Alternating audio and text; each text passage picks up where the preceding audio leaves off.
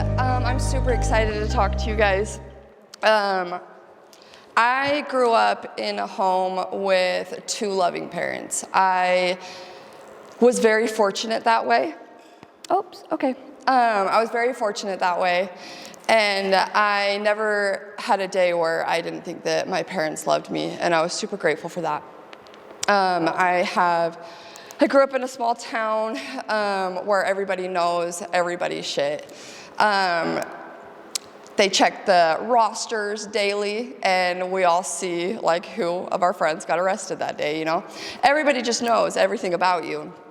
And I have two siblings that were from my mom and dad, and then I have two siblings that are 10 years older than me, right? Well, from an early age, I just remember my dad struggling a lot.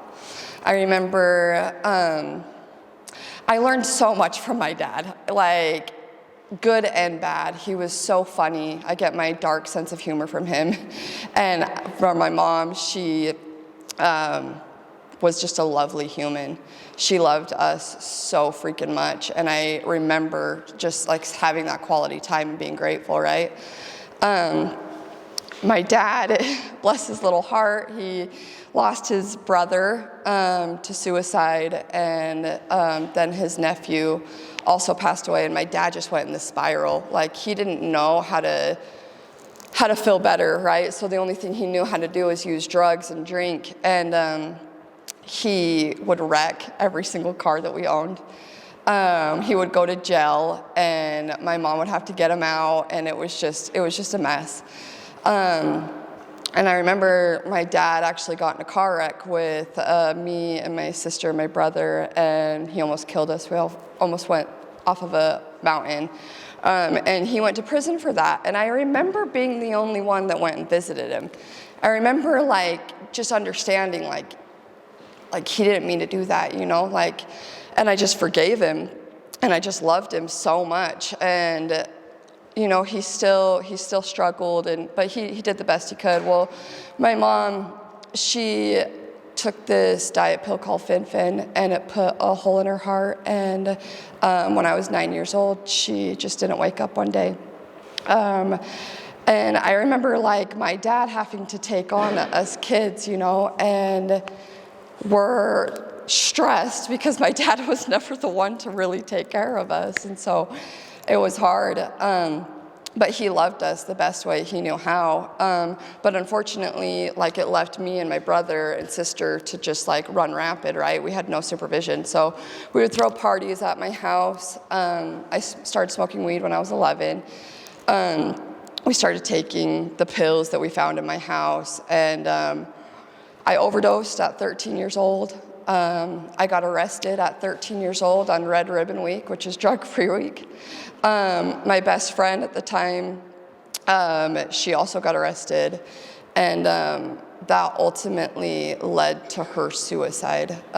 When I was 14 years old, on the day of my mom's death date, she hung herself in our school bathroom. And I remember being at the cemetery and just thinking, oh my God, like, how am I gonna get through this? Like, why is this my life? Like, and I just like sincerely remember thinking like, gosh, I don't know if I can do it, you know? I remember calling my dad and letting him know that she had died, and he was in this drunken stupor. And I remember him just like not being able to be there for me, and I was so mad at him. And it was hard because my sister, you know, she was in Proctor and going through her own stuff. And I was there trying to take care of my father, and his health was declining more and more.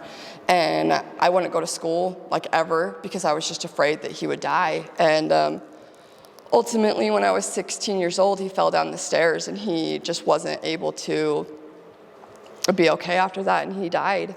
And so I just remember at 16 thinking like, how am I gonna get through this? Like, I didn't want to. And so on the day of my dad's funeral, I remember I got a prescription for benzos, and I remember having that bottle in my hand, and I felt happy. And I was like, there's something terribly wrong with me. Like, it's my dad's funeral, and I felt like a glimpse of hope in that bottle because I didn't understand that that wasn't what was going to help me. And I went into a smog. I was in a deep slumber for a couple years. I didn't leave my room. It was hard. And then I had this beautiful friend. She came, I'd known her for a while, right? But she came into my life at a perfect time because she made me like actually get out of the house. She made me like go with her to places and like made me realize I could do things and like that I didn't have to stay in my room in a dark room with the windows blacked out, you know? And I was very grateful for that. And not long after that, I thought that I had met like the love of my life, right? And the first night that I am hanging out with him, he's like, oh, I'm like a heroin addict, or I'm an ex-heroin addict, but I shoot up Suboxone for maintenance. And I was like, oh, shoot, you know, like I had never seen a needle. And so when he pulled it out, I was like, oh my gosh, what did I do? But I thought I loved him, you know? And not long after that, he was shooting me up. And that moment, it replaced him being the love of my life to that being the love of my life. And I didn't think that I could ever come back from that. I remember thinking like, I'll screw up my whole life for this shit, you know? And it was a crazy feeling. And I'd sit there and tell him like, don't show me how to do it, you know, please, please don't do it again. And then I'd be like, please, please do it again. And it just became this toxic relationship. And it just got gradually worse. And I started getting arrested.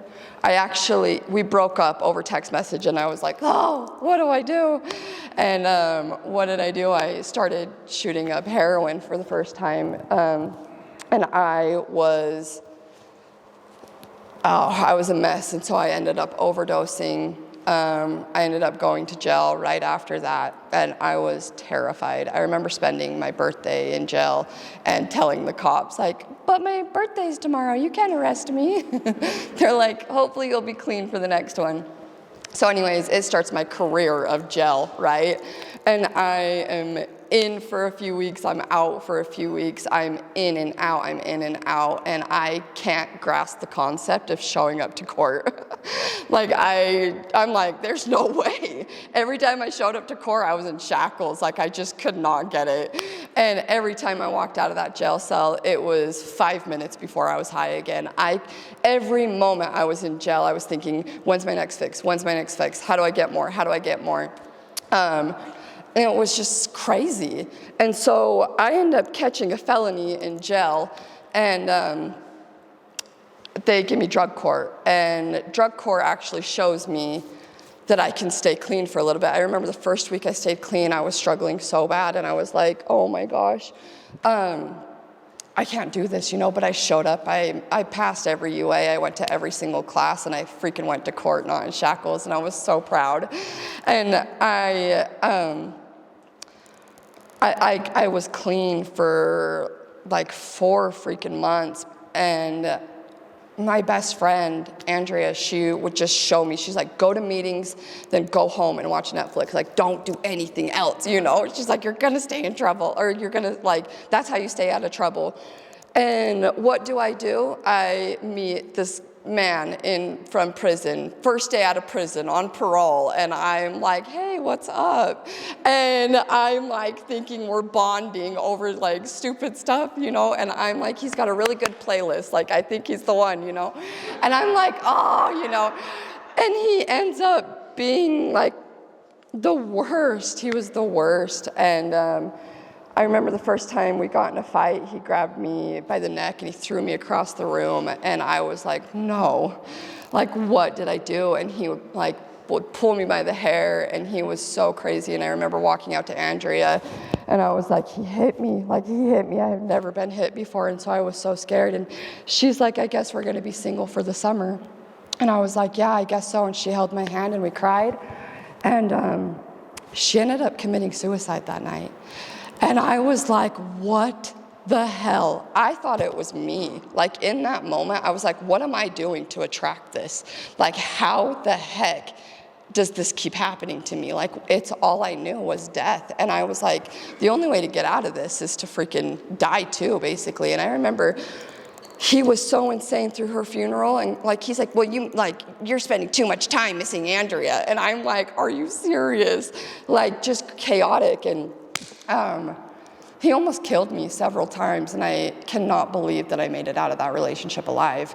And the only reason, and so then I start faking COVID, right? And I start like doing drugs really hard and lying to the judge. And I end up getting a sanction for drug court because, God bless that judge, he like just believed me. You know, he was a good guy. And I end up going to jail, and I thought it was going to be 20 days, and I ended up catching another distribution, and I stay in jail. And it was so crazy because I stayed in jail longer than I thought I was going to, and he ended up paroling out in Logan the day that I was supposed to get out of jail. And so I was like, whoa, crazy. You know, I was like, God is protecting me. And that's when I first realized, like, that God was real. And then these like little things kept happening. And I just remember thinking in my jail cell, like, I'm not doing this anymore. I'm not freaking doing this. I will never come back here again.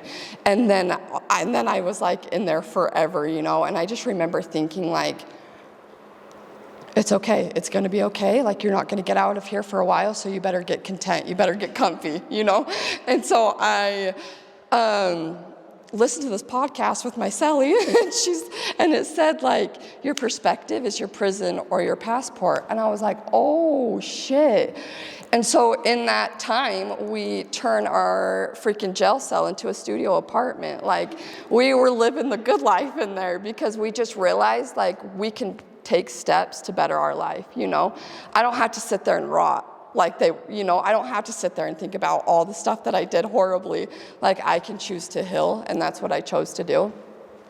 And God bless the universe, my angels, everybody, because I ended up being able to go to, they were going to send me to prison, and they ended up sending me to a program instead, and that is where I went to Ardu. And I was like, I'm not going to stay out here. Like, no, I'll go back to Logan. And I get to Ardu, and I'm like, what the heck is this? Like, this is so amazing. Like, I felt so blessed, and I got in there, and I was grateful, and I learned everything I could, and I stayed for like 60 days.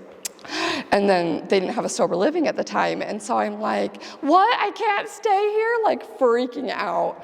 And I ended up coming to this beautiful place called I Am Recovery, and I loved it. I loved the staff. I loved the groups. I loved just the whole entire vibe of this place. Like, it just gave me such peace and comfort. As soon as I walked into the sober living, I was like, what is this? Like, this is what a home feels like. This is what love feels like. And I get through treatment. Like, I end up working hard. Like, I end up going to work. I'd wake up at 5. I'd go to work from 7 to 5. I'd go to group from 6 to 8. I'd do my freaking deep clean, shower, go to bed, repeat for months. And I was like, you can do this, you can do this, you can do this, you know? And I did it, and I ended up graduating, and I ended up coming to Ardu to work, which is where I work right now. And I feel so blessed in my life. I got a car. I got my license. I never had my license, guys. I got my license in a car when I was 29 because I was too high. I didn't care. I didn't give a shit, you know? And so I did all of these things. I terminated probation. Like, I got out of all these unhealthy relationships, and I gained new ones. And the relationships and the people that I have around me today are beautiful and bright and inspire me, and I don't settle for anything less because I know I don't deserve that anymore. Like, I felt like a piece of shit when I was using, you know? I truly hated myself. At one point, I couldn't even look at myself in the mirror. I hated who I was, and getting clean and sober, I have gained like love for myself. Like, I truly do love the person that I am. I truly do love the people around me. And I am so blessed to be able to be here and speak to you guys like, I am so grateful, and I look at you guys and I just remember, like, this was me, you know, and like all of you guys can do it, and I just keep going. Don't ever give up, because it's real, it's possible. That's all I have. How does it feel? So on this stage, we were doing arena talks when you first got here. Yeah. Right? Yeah. Okay. So how does it feel to share the stage with Olympic athletes, with business people, with entrepreneurs, with women who escaped sex trafficking, who, like, how does it feel to share a stage with people like that and share you? It feels great. I honestly am so freaking grateful. Like, I love this place, and I love what it gave me, and I want you guys to feel that too, more than anything. Awesome. Thank you. You're welcome. Okay.